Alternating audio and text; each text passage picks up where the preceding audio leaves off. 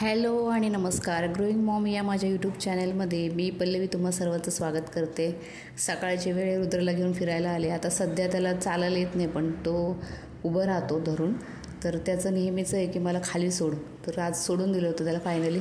किती मळायचे ते मळून घे म्हटलं, आणि घरी गेल्यानंतर हातपाय वगैरे धुता येतील, कपडे चेंज करता येतील, कारण की त्याला किती धरलं तरी पूर्ण अंग सोडून देतो तो.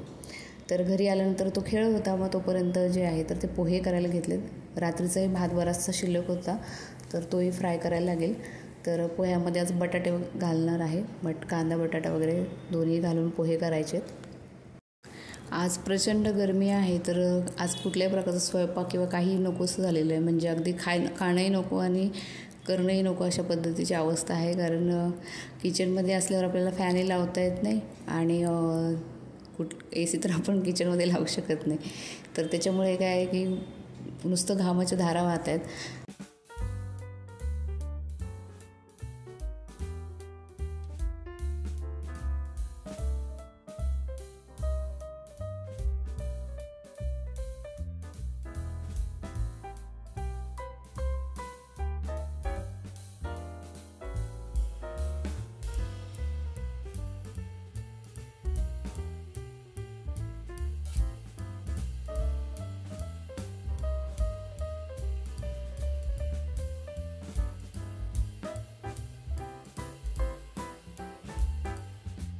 आमच्या इथे मंगळवारी बाजार असतो, तर कालच मंगळवारच्या बाजारातून भाजीपाला भरला आहे. तर त्याच्यामध्ये आंबाडीची भाजी आणलेली आहे. तर भाजी जी आहे तर ती आंबाडीची आधी पाण्यामध्ये बॉईल करून त्यातलं जे पाणी आहे ते काढून घ्यायला लागतं पिळून.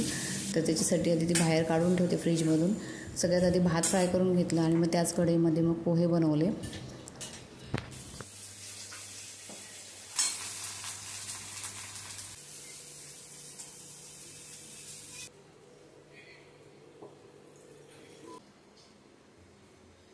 तर काल रात्री मी कैरीचं पन्हं बनवलं होतं ना, तर ते म्हटलं आज पोहे खाल्ल्यानंतर घेऊया. तर त्याच्यामध्ये मी गूळ आणि कैरीचं पल्प आणि वेलची पूड घेतली होती. तर त्याचं थंड पाणी त्याच्यामध्ये ॲड करते. पण ती कैरी जी आहे तर ती एकदम आंबट कैरी होती, तर त्याच्यामध्ये जे आहे तर गूळ कमी पडला. त्यामुळे आम्ही नंतर थोडीशी त्याच्यामध्ये साखर मिक्स करून घेतली. कैरीचं पन्हं जे आहे तर उन्हाळ्यामध्ये थंडगार पेय म्हणून चांगलं वाटतं. जसं सरबत, लिंबू सरबत आपण घेतो त्याच पद्धतीने. तर त्याच्यात साखर ॲड केल्यानंतर त्याची चव खूप छान लागत होती. थोडंसं कमी आंबट कैरीचं बनवलं पाहिजे. पण रुद्रला जे आहे त्या आई डेनटॉनिकच्या गोळ्या भरवत आहेत. त्याला तशी 4 दात आलेले आहेत. बाकीचे दात येण्याची थोडीशी सुरुवात दिसते. सुळे दात थोडेसे दिसत आहेत. दातांचा अजून काही वेगळा त्रास झालेला नाही आहे त्याला. पण रेग्युलर डेनटॉनिकच्या गोळ्या तर तो आवडीने खातो. छान लागतात, गोड लागतात आणि खायला पण सोप्या. तर आम्ही जे आहे ना, काल बाजारामधून एक छोटीशी शिलाई मशीन टाईप स्टेपलरसारखी अशी शिलाई मशीन आणली. तर ती आम्ही आत्ता ट्राय करून बघणार आहोत की आम्हाला वापरता येते का कशी. आणि सुई धाग्याच्या डब्यामधून मी धाग्याचा रीळ काढला. रुद्रला कुठली वस्तू अशी दिसली की अट्रॅक्टिव्ह ती पकडायची असते खेळायला. आणि आजकाल इतकी गरमी वाढलेली आहे की तो पण सारखा चिडचिड करत राहतो.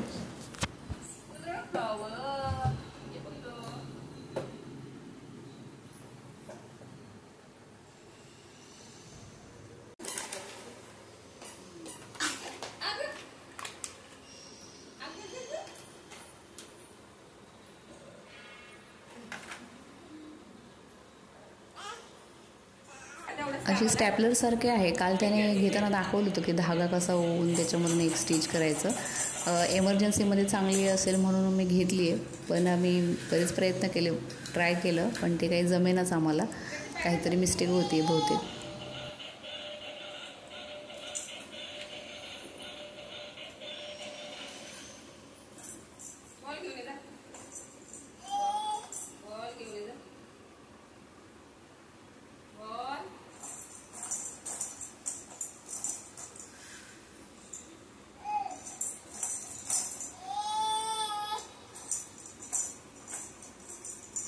रुद्रला आहे ना, आम्ही कधी पण बॉल आणायला सांगतो ना, तर तो बॉल स्वतः घेतच नाही. त्याचं कसं असतं की ना, तुम्ही द्या माझ्या हातात. तिथे जागेवर उभं राहूनच ओरडत राहतो, दे दे करून.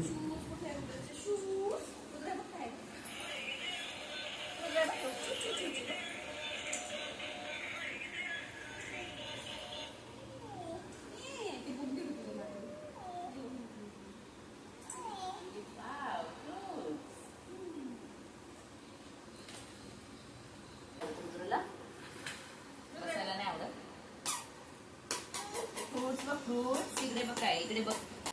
मँगो, वाव, किवी, पायनॅपल, इथे काय लेमन,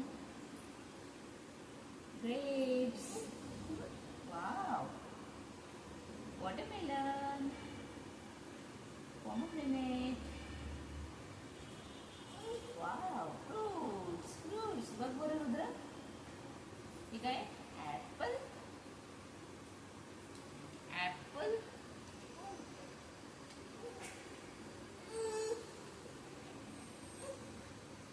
जमत नाहीये का?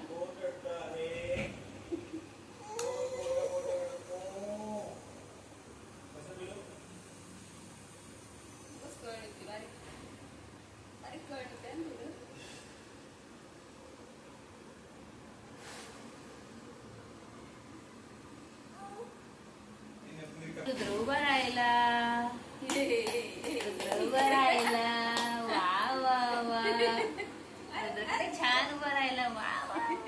हे घेतलंय मी. एकदा ट्राय केल्यानंतर ते जमलं होतं, पण नंतर नेक्स्ट टाइम त्याचा धागा तुटल्यानंतर पुन्हा ट्राय केलं काही ते जमेनच. बरेच आम्ही प्रयत्न करून बघितले, आईंनी पण प्रयत्न केले, मी पण केले, ते काही जमेना. तेवढ्यात रुद्रसुद्धा गरमीमुळे फार चिडचिड करत होता, त्यामुळं जे काही कॉन्सन्ट्रेशन करता येत नव्हतं तो धागा होण्यासाठी वगैरे. ए बघ कॅमेरामध्ये बघ, कॅमेरामध्ये बघ. सांग रुद्र, खूप गरम होते रुद्रला आज. काय पाहिजे तुला? चिवताई, चिवताई, चिवताई का ग येत नाहीये तू? कुठे गेलीस तू? बघू दे कुठून गोरा घातलाय.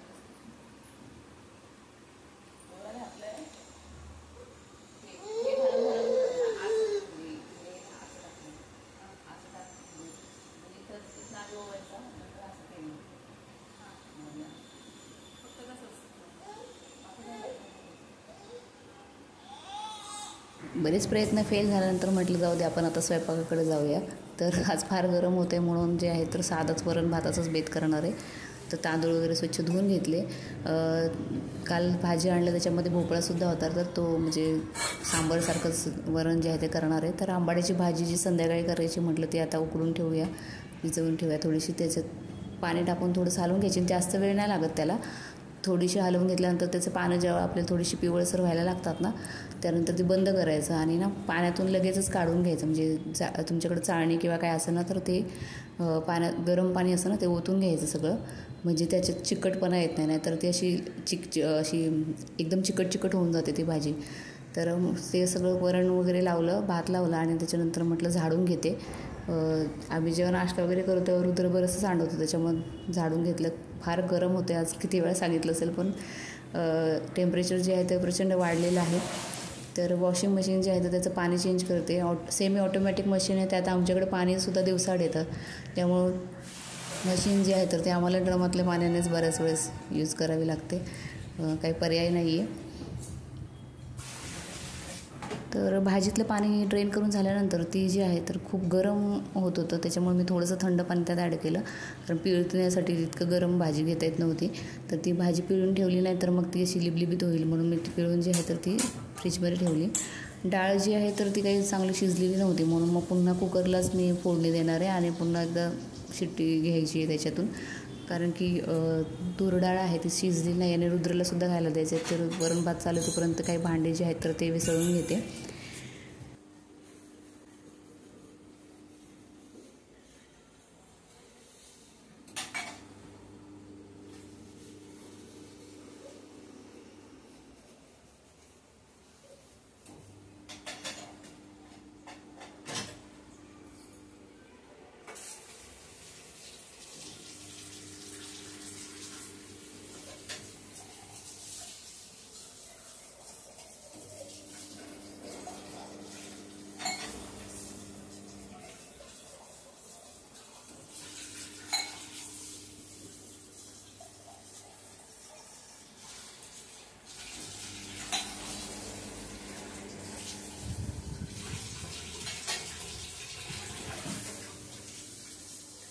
तरी मी काम करू तेव्हा मधल्या वेळेत आईने रुद्रला थोडंसं खाली फिरवून आणलं, मग तो तरी चिडचिडत होतं. म्हटलं त्याच्यासोबत खेळूया.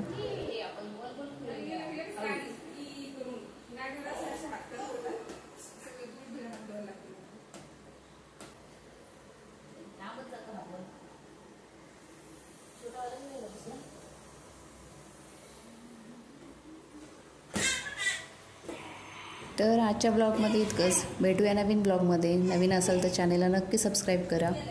Bye bye.